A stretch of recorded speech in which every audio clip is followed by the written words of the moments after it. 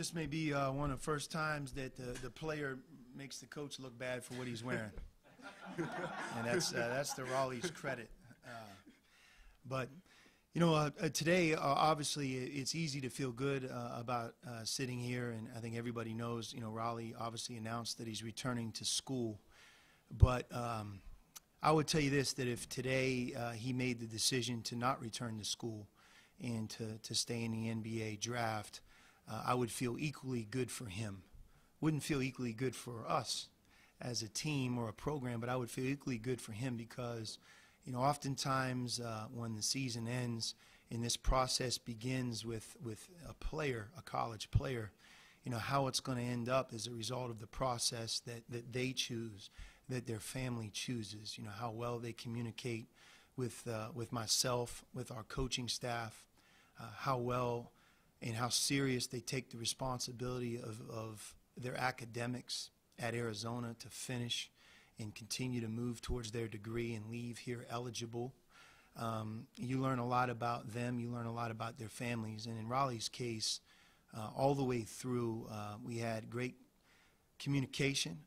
It started right after our last game in the NCAA tournament, and it didn't end until really the last day or two. So we stayed in contact, I think in a healthy way, because when these guys are out there, I also think they need their space. But, you know, I feel really, really good about him returning for the obvious reasons. But from my perspective, I also wanted to share just really how proud of him I am, and not only that, but just how thankful, you know, I think we are as a basketball program to have a family, you know, him and his mom, you know, how they went through this process is how I think we all would hope that it works. And, you know, everybody's different. And just because that the student athlete doesn't do what Rawle did doesn't mean they're bad kids. But this process went, I think, as smooth as any that I've been in. And I'll use this as an example moving forward of how to go about it. And that's regardless of the outcome. So with that, you know, I'll turn it over to Rawle, you know, to be able to talk for himself and answer any questions that you may have for him. What's up, guys? What was that combine experience like for you? It was a great experience, you know, having the opportunity to get the feedback from the actual teams.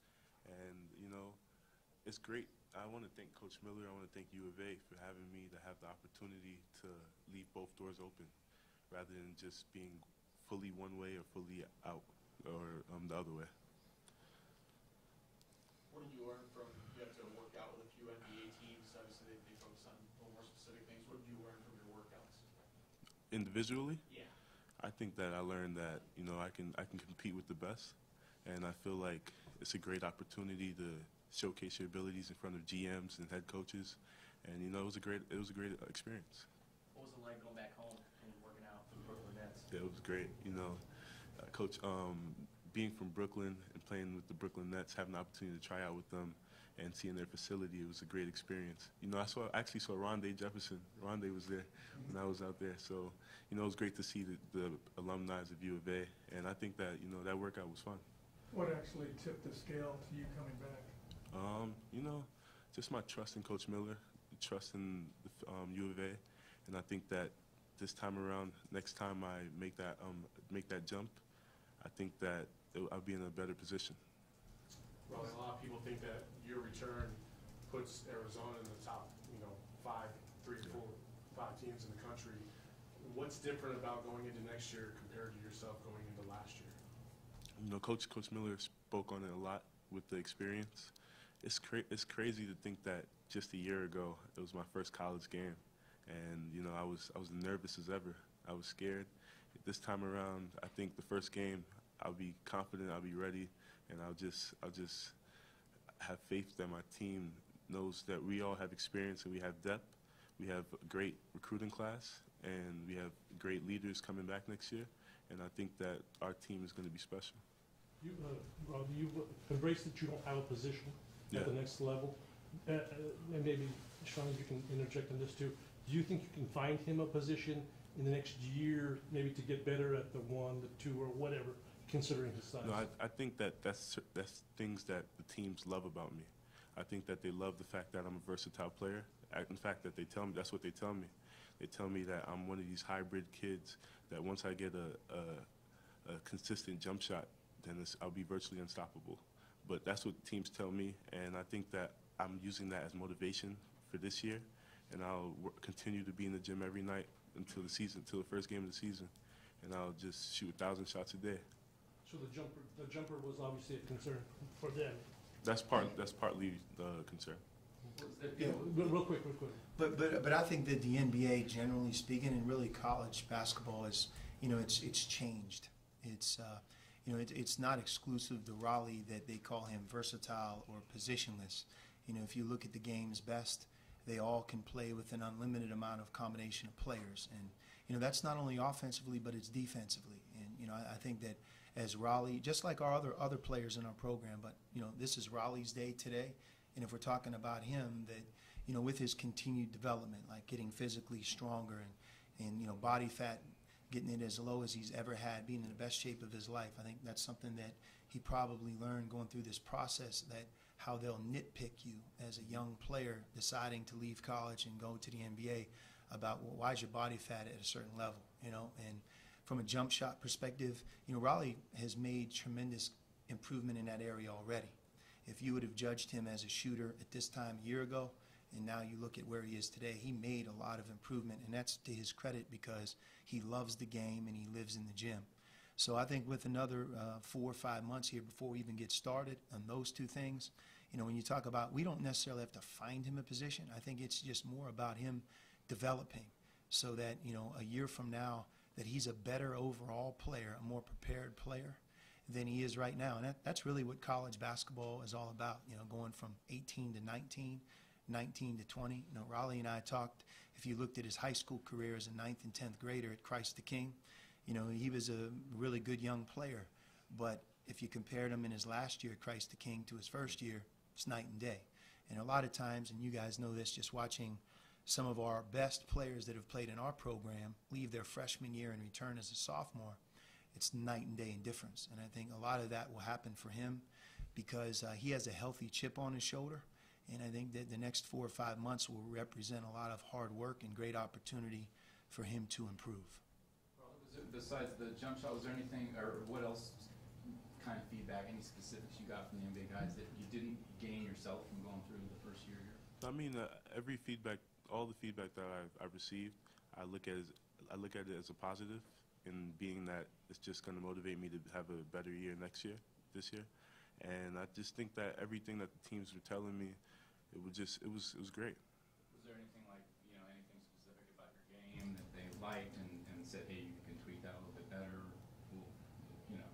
I mean, just the versatility, they liked that I was versatile. Well, you were also scheduled to go to Utah over the weekend. Did you already know at that point I'm coming back, or what was the thought process? I didn't know why. Around that time, I already spoke with Coach. I was telling him that I'm thinking about coming back, and around that time I was in New York City. So me being in New York, talking to my coach, it was either I just have that mindset that I'm all in, or I'm having that mindset that I'm all out. So I ended up making that decision, and then me and Coach Miller, we had our cheers and stuff. We were happy, and then and then I'm in Arizona now, working out, starting to train. And I think the other part, just to understand about the process, it goes two ways. Eventually, especially when the combine ends, for a player to continue to go into those workouts, the NBA team wants him to be more about staying in the draft than coming back to college. So I think that, Rawle, to his credit, he's not coming back to U of A halfway. He's not going to enter or go into a workout for an NBA team, with one foot in. That's not fair to him. That's not fair to the Utah Jazz or any team that would bring him in. So I think the ones that he worked out for, he had a clear mindset of really being at his best. So I think that speaks volumes for him and his family, that the process even at that point in my mind was done right, because if he would have stayed with that workout, we'd probably gone through that workout maybe not completely 100%. And That's another thing I would like to say is, thank you to all the NBA teams that reached out to me. I want to say thank you to all the teams that gave me the opportunity to work out with them, or the teams that I could have worked out with if I stayed in the draft. But you know, it's a great experience getting that feedback and having the opportunity to develop relationships with the teams. So in terms of self-assessment, you know, when you went into this process and the feedback you got, did it kind of reaffirm what you already knew in terms of your own game, or was there some things that kind of surprised you about what they said? Not really. You know, teams, they already know everything about you. They just looking to get a reason for you to drop you or to get you off their list. So you know, it's just how you act, how you represent yourself, and I think that it's important to represent yourself in a highly way. Sean, what does this mean to your roster? I mean, it's a big, you know, so much. I think of college basketball. It's about recruiting those that aren't here yet, and that's very, very important, especially with how many players leave your program on a yearly basis now. But I don't think there's anything that's more important than a returning player, especially if that returning player has a great attitude, number one, and also is talented. And in Rawle's case, you know, we not only get a talented veteran player back, but we also get somebody that I think is hungry in a good way, determined in a good way. And, you know, I'm anxious for him to be one of our team's leaders this year. You know, you have somebody like Alonzo, who obviously is along those same lines. You know, Duson and Parker, very seldom do you have talented players that are in their senior year. Those two guys are.